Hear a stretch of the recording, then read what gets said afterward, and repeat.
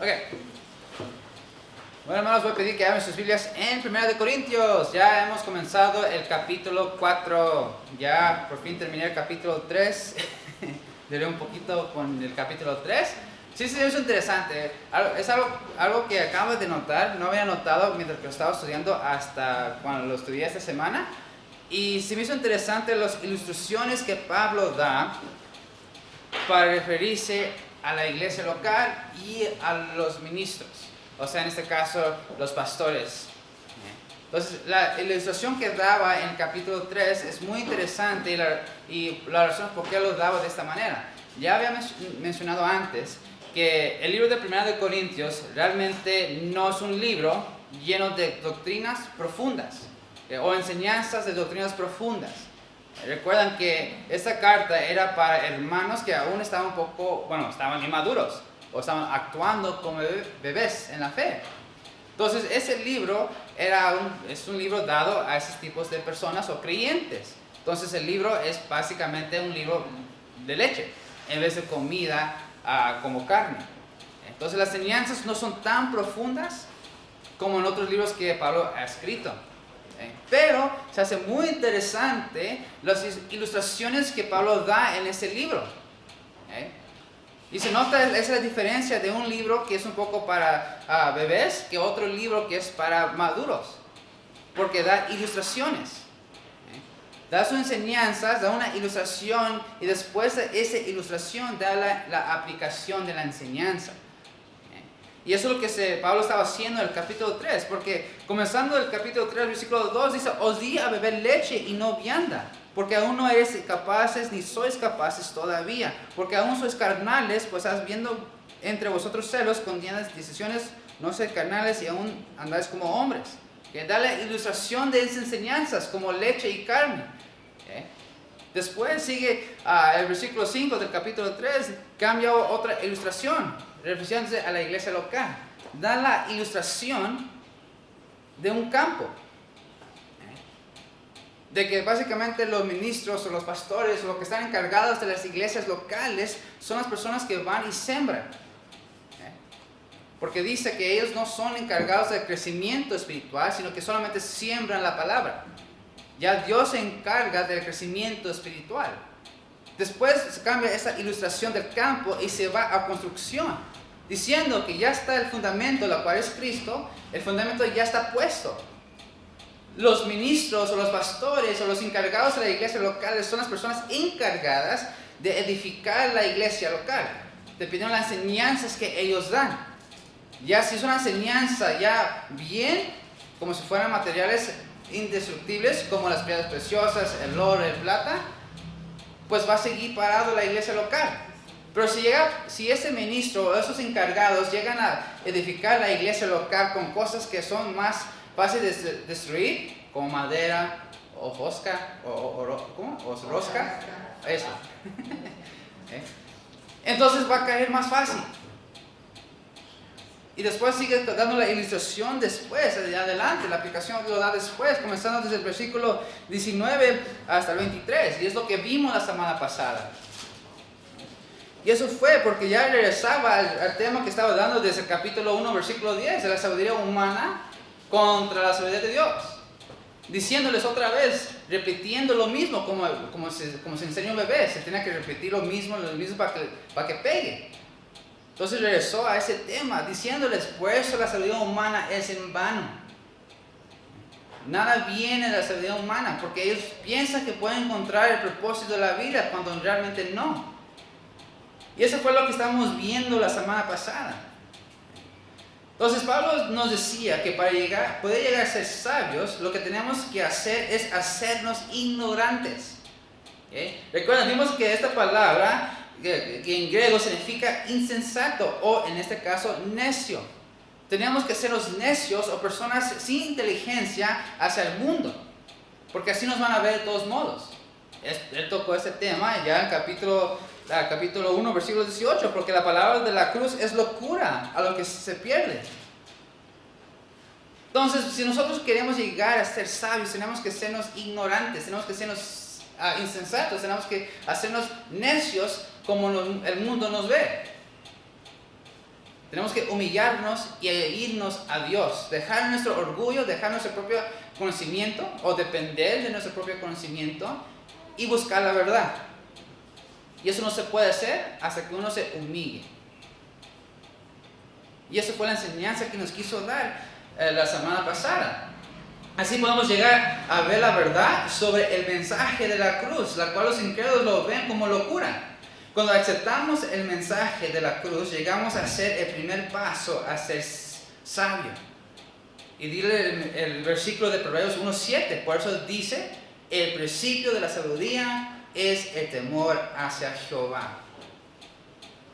Entonces nos tenemos que humillar, nos tenemos que comenzar a hacer ese primer paso si queremos ser sabios. Simplemente a entender, a reconocer que somos pecadores, a arrepentirnos de eso y pedirle que Dios muera en nosotros.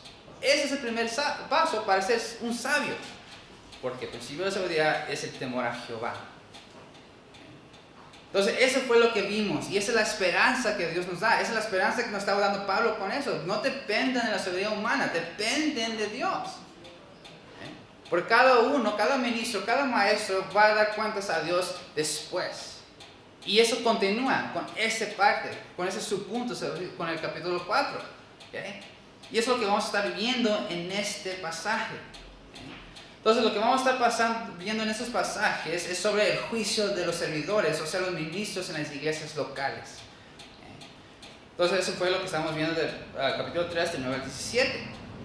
Entonces, por eso me gusta mucho esta sección porque no nos da enseñanzas profundas como otros libros. Entonces, uno pensaría, pues no da enseñanzas profundas, entonces, ¿qué voy a aprender? Bueno, podemos aprender más sobre cómo aplicarlos en nuestras vidas. Y por eso Pablo da esas ilustraciones. Y sí, eso es algo muy interesante cómo Pablo lo escribió de esta manera en esta sección. ¿Okay? Porque recuerda, aún estamos en la sección de las divisiones de las iglesias. Fue un problema que estaba pasando en 1 Corintios. La causa por eso fue porque estaban poniendo a los maestros más altos que Dios. Entonces, estamos todavía en esa sección de las divisiones. Y no se ha acabado todavía. Como hemos visto, comenzó desde el 1, versículo 10, y aún seguimos al capítulo 4. Y no va a terminar hasta terminar el capítulo. Toda esa es la sección de Pablo toca sobre divisiones. Entonces, vamos a continuar con el capítulo 4. Ya Pablo nos va a dar otra ilustración de los ministros, de los pastores, de los encargados de las iglesias locales. Entonces, pero antes de continuar, vamos a orar. ¿Okay? Padre nuestro que estás en los cielos, damos gracias a Dios por este día. Damos gracias a Dios por esta enseñanza que nos vas a dar en esta mañana. Te pedimos, Padre, que nos puedas llenar de tu Espíritu Santo para poder entender esa enseñanza y también poder aplicarlo. Te pido todo eso, Padre, en el nombre de Jesucristo. Amén. Entonces, 1 Corintios capítulo 4, versículos 1 y 2. Aquí en estos dos versículos, Pablo menciona, o más bien hace la referencia a los ministros o los encargados de las iglesias locales como mayordomos. Y esto se me hizo muy interesante, porque vamos a leer los versículos. Dice, así pues, tengámonos los hombres por servidores de Cristo y administradores de los misterios de Dios. Ahora bien, se requiere de los administradores que cada uno sea hallado fiel. Entonces, este pasaje se me hizo muy interesante por la palabra que Pablo usa, administradores. Yo a primera vista, cuando lo leí solamente así, solamente vi la palabra administrador, yo me imaginaba una persona que estaba organizando todo lo más. Una persona que administra todo lo que está encargado. Así lo vi nomás, así de plano. Digo, pues, ok. Y traté de hallar el significado, y pues no tenía mucho sentido la enseñanza que quiso dar. Entonces, mientras que estaba leyendo un comentario, el comentarista dijo que esta palabra viene de la palabra griega, que es oikonomo. Entonces, a ver esta palabra en griego, fui a ver lo que significaba esta palabra. Y esta palabra significa mayordomo. Y me quedé pensando, ok, no es tanto administrador, sino más bien es un mayordomo.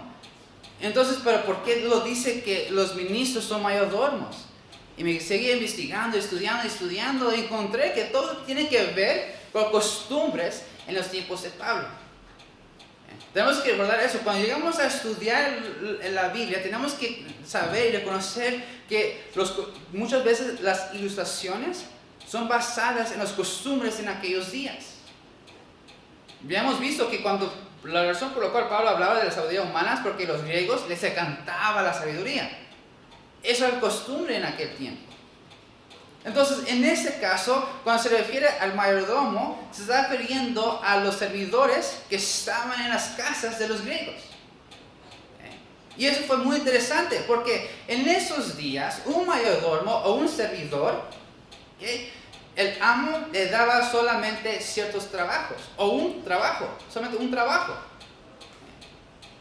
Entonces, los amos, cuando les daba un trabajo a los mayordomos o a los servidores, en este caso, el servidor solamente estaba encargado de cumplir esa tarea.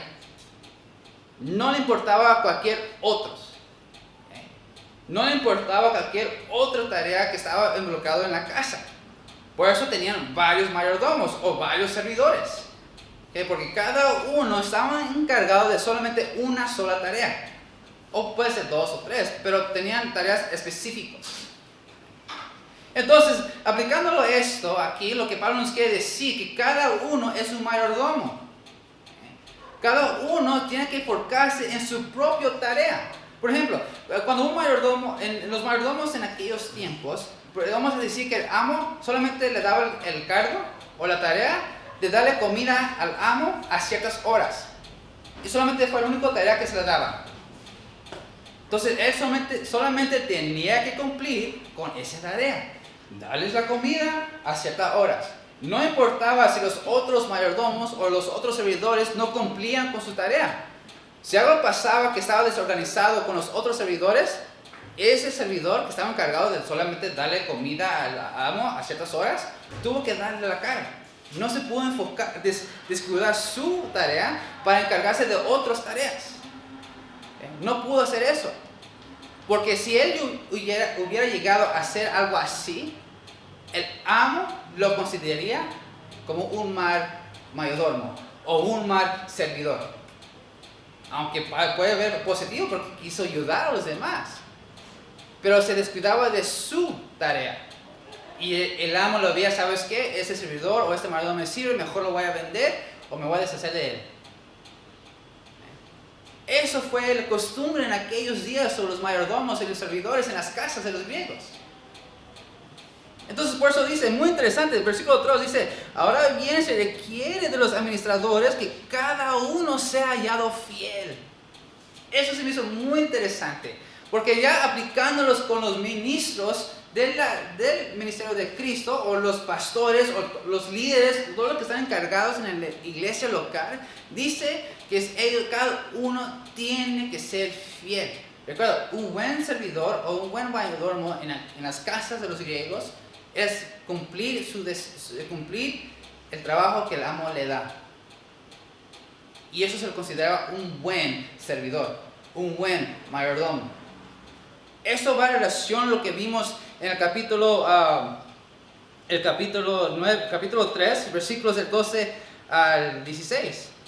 Al 15 dice, y si sobre este fundamento alguno edificar oro, plata, piedras preciosas, madera, heno o hojarasca, la obra de cada uno será manifiesta, porque el día la declarará, pues por fuego será revelada, y la obra de cada uno, cual sea, el fuego lo probará.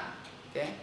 Entonces el versículo 15 dice, y si la obra de alguno se quemare, él sufrirá pérdida, si bien él mismo será salvo, aunque así como por fuego. ¿Ve? Estas dos secciones van al mano. ¿Okay? Porque está diciendo, básicamente está diciendo, los ministros, los pastores, los líderes de la iglesia local, no se enfoquen en las demás cosas. Enfoquen en las demás cosas. Enfócate solamente en la tarea que Dios te ha dado a ti. No te preocupes de los demás pastores. No te preocupes del trabajo o del ministerio de las otras iglesias locales. Tú solamente preocúpate por tu tarea que Dios le dio a ti. No te enfoques en otra cosa. Porque solamente así vas a ser hallado fiel. Por eso al final del capítulo 4, versículo 2, dice que cada uno sea hallado fiel. Entonces, ¿cómo es que un ministro, un pastor puede ser fiel? Pues solamente que se enfoque en el ministerio que Dios le ha dado a esa persona. Porque sí, hemos hablado de esto antes también. Hay muchas iglesias en el mundo, muchas iglesias. Hay muchos cristianos y hay muchos creyentes. Y cada iglesia local es diferente. Cada uno es diferente. Y si llegamos a criticar, a juzgar esos ministerios, solamente porque hacen cosas diferentes que en nuestra iglesia local hacen, llegamos a juzgar, el pastor no está haciendo bien, porque no hace las mismas cosas como nosotros. Nosotros vamos a ser juzgados por eso. Y vamos a descuidar nuestro propio ministerio. Y no vamos a ser hallados fiel a Dios. Porque Dios nos dice aquí claramente que el hombre fiel es aquel que cumple con su ministerio. Y eso no solamente se puede aplicar a los líderes, eso también aplica a la congregación. Cada uno de nosotros tenemos un ministerio. Dios nos da un propósito en nuestras vidas cristianas. Nos da un llamado. Y tenemos que cumplir eso. No podemos salir de nuestro enfoque principal, de agradar a Dios. No podemos criticar a otros hermanos, cómo ellos viven su vida cristiana. Porque muchos cristianos hacen eso. Muchos de nosotros llegamos a criticar a otros creyentes. Fíjate cómo él maneja su familia. No está haciendo bien en los ojos de Dios. Pues tal vez si te has enfocado tanto en las críticas, criticando a los demás, pues enfócate en tu vida. ¿Cómo tú estás manejando tu familia en tu casa? ¿Lo estás haciendo conforme la enseñanza de la Biblia? Entonces eso es lo que Pablo estaba diciendo, que los administradores, en ese caso, los ministros, los líderes, no se enfoquen en los ministerios de las demás personas. Solamente enfócate en tu ministerio. Igual que los mayordomos en los tiempos de Pablo. Ellos no se preocupaban de los trabajos de los demás mayordomos en la casa. Él solamente estaba enfocado en cumplir su tarea para agradar a su amo. Y cuando lo cumplía, el amo estaba feliz con él. Estaba agradecido. Entonces, esa es la ilustración que Pablo nos está dando con esto. Y qué interesante cómo lo da. Después, entonces, Pablo menciona aquí en estos dos versículos los ministros como mayordomos. Dice, la razón por la cual Pablo dice eso es porque, como había dicho antes, el juzgar los trabajos de los ministros no es de nosotros, sino es de Dios. Si los demás ministros no han sido fieles o no han sido honestos en su trabajo, es a Dios a quien le corresponde a evaluarlos, no a nosotros. A nosotros no nos toca esto. No hay razón por la cual nosotros podemos criticar o juzgar el trabajo, o en este caso el ministerio, de las demás personas, de los más creyentes, de los más pastores. Porque no es a nosotros, sino a Dios quienes estas personas le van a dar a cuentas. Entonces, ¿por qué nos vamos a preocupar tanto en el trabajo o ministerio de los demás pastores o de las más iglesias locales? Otra vez, si llegamos a enfocarnos tantos en eso, vamos a descuidar nuestro propio ministerio, vamos a descuidar nuestra propia iglesia local. Y luego vamos a darnos cuentas con Dios. Y va a decir, ¿qué pasó? Yo te di este ministerio. Lo descuidaste por criticar a los demás. ¿Qué pasó? ¿Y qué le vas a decir? Entonces, por eso, no importa lo que hacen los demás en respecto a sus ministerios, sino que solo tenemos que preocuparnos de nuestro ministerio. Solo tenemos que enfocarnos a nuestra tarea y agradar a Dios, nuestro amo. Claro, sí, tenemos que confrontar a creyentes cuando cometen pecados. ¿Okay? Pues no podemos criticar o juzgarlos por el pecado que han cometido. No hay que enfocarnos en eso. Hay que enfocarnos en nuestro ministerio, solamente en nuestro ministerio. Y así vamos a ser hallados fieles a Dios. Entonces, por eso Pablo da esto como los ministros o los líderes, como mayordomos. Después de dar una ilustración, ya lo comienza a aplicar un poco más o dar la aplicación a nosotros. ¿Okay? Por eso, entonces, en los siguientes versículos, del 3 al 4, entonces, Pablo da 3 tipos de juicios en la vida del ministro. ¿Okay? O hay 3 tipos de juicios en la vida del ministro, por así decirlo. ¿Okay? Va a haber 3 tipos de juicio. ¿Okay? Vamos a ver. Versículo 3 dice: yo en poco tengo el ser juzgado por vosotros o por tribunal humano, y ni aun yo me juzgo a mí mismo. Porque aunque de nada tengo mala conciencia, no por eso soy justificado, pero el que me juzga es el Señor. Entonces dice el versículo 3: yo en poco tengo el ser juzgado por vosotros. El primer tipo de juicio en la vida del ministro es el juicio del hombre. Una cosa que Pablo siempre ha tenido claro en su vida cristiana es que cuando la gente le llegaba a criticar por las cosas que él había hecho en su vida cristiana, Pablo no le importaba. Él seguía adelante. Él tenía un trabajo. Él conocía muy bien cuál era su trabajo. Él conocía muy bien cuál era su ministerio. El ministerio de Pablo era de evangelizar, llevar el mensaje de la cruz a las personas, a los gentiles. Y eso lo tenía bien claro. Por eso cuando llegaban las críticas o los juicios de los otros personas o humanos, no le importaban. Porque sabía la persona que estaba encargada de juzgarle era Cristo. Y como él tenía ese enfoque muy pegado en su mente, siguió adelante. No se desenfocaba con lo que estaba pasando alrededor de él. Claro, su carne era débil y hemos visto que muchas veces quería parar o tenía preocupado en cómo llevar el evangelio. Pero él no cambió nada. Él seguía adelante, predicando el mismo mensaje a todos los incrédulos gentiles.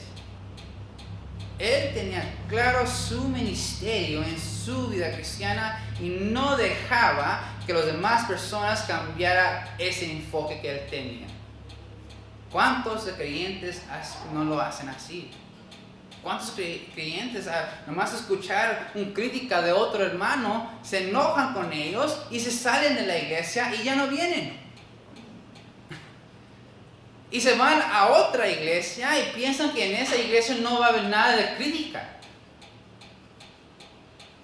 Y llegan a criticarles un comentario chiquito, puede ser, y ya se enojan y se van a otra iglesia y otra iglesia.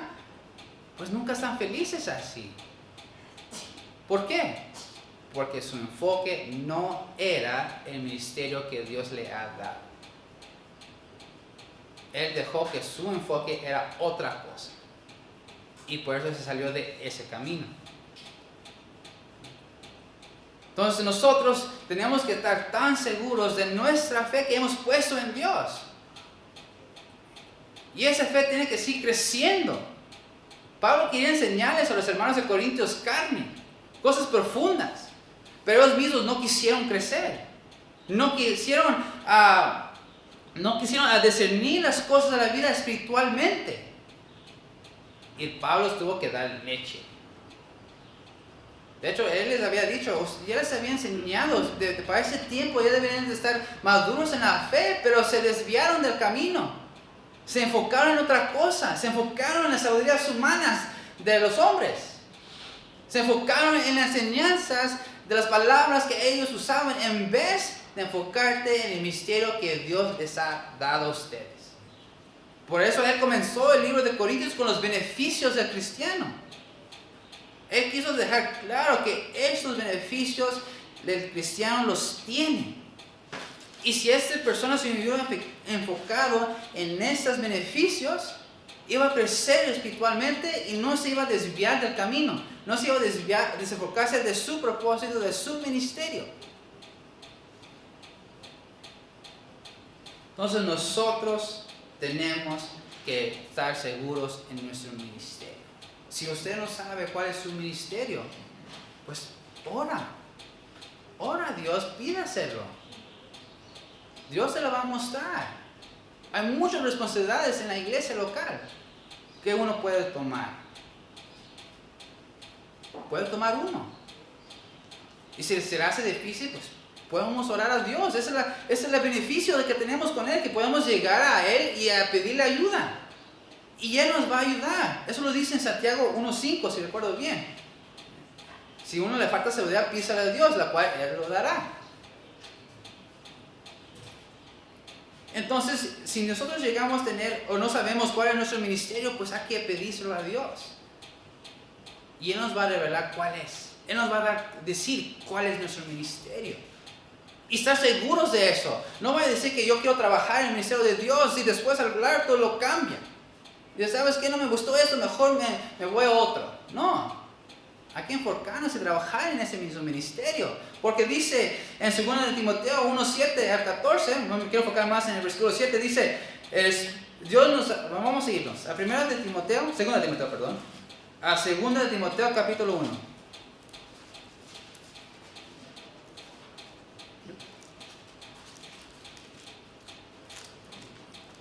Segundo de Timoteo capítulo 1 versículo 7. Dice, porque no nos ha dado Dios espíritu de cobardía, sino de poder, de amor y de dominio propio. Y esto lo tenía bien claro Pablo. Él sabía que él tenía un espíritu que le ayudaba a seguir trabajando en ese ministerio, a pesar de las críticas y de los juicios de los hombres. Nosotros tenemos que aplicarlo de esta manera también en nuestra vida espiritual. Cuando vemos que hay algo mal, no desviarnos de ello. ¿Okay? O sea, no enfocarnos en eso, sino seguir enfocándonos en Dios. Entonces, el último versículo, el segunda parte del versículo 3, capítulo 4, dice, y por tribunal humano, y ni aún yo me juzgo a mí mismo. Eso es interesante, que Pablo dice que él mismo no se juzga. De hecho, dice el versículo 4, porque aunque de nada tengo mala conciencia, no por eso soy justificado. Entonces, aunque Pablo estaba diciendo básicamente que yo sé, en ese momento, que no he hecho nada malo. Que yo siempre he estado enfocado en el camino de Dios. No me ha desviado. Yo estaba enfocado en ese ministerio. No me ha salido. Pero yo no me puedo juzgar, no me puedo confiar en mis propias habilidades.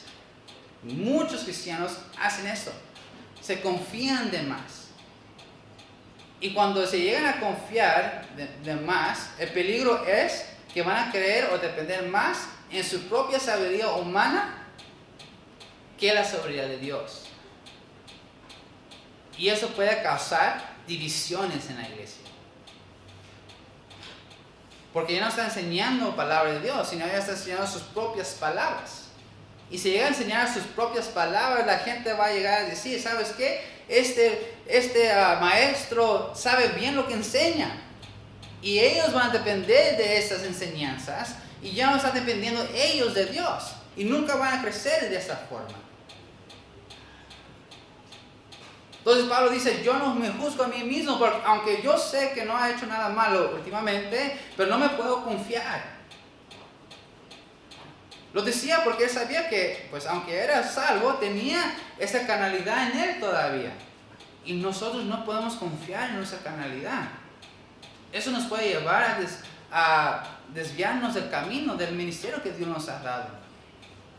No nos podemos confiar en nosotros mismos.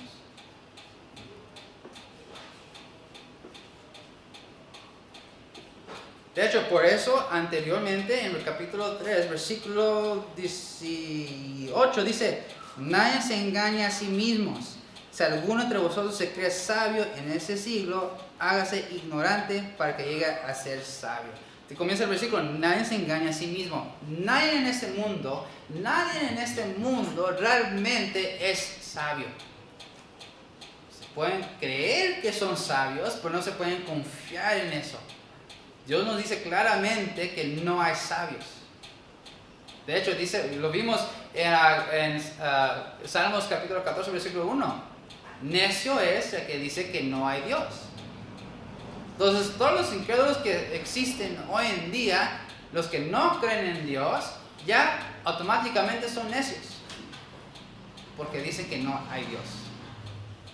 Así de claro lo dice la Biblia. Entonces, la Biblia nos dice claramente que realmente no hay nadie sabio. Si queremos llegar a ser sabios, tenemos que humillarnos y aceptar el mensaje de la cruz. Otra vez el versículo de Proverbios 1:7. Porque el principio de la sabiduría es el temor a Jehová. Sigue diciendo, yo no me juzgo a mí mismo, el versículo 4, porque aunque no de nada tengo mala conciencia, por eso no soy justificado. Pero que el me juzga es el Señor. Ese es el tercer tipo de juicio que el hombre o el ministro va a ver en su vida, el juicio de Dios. Tarde o temprano, Cristo va a venir.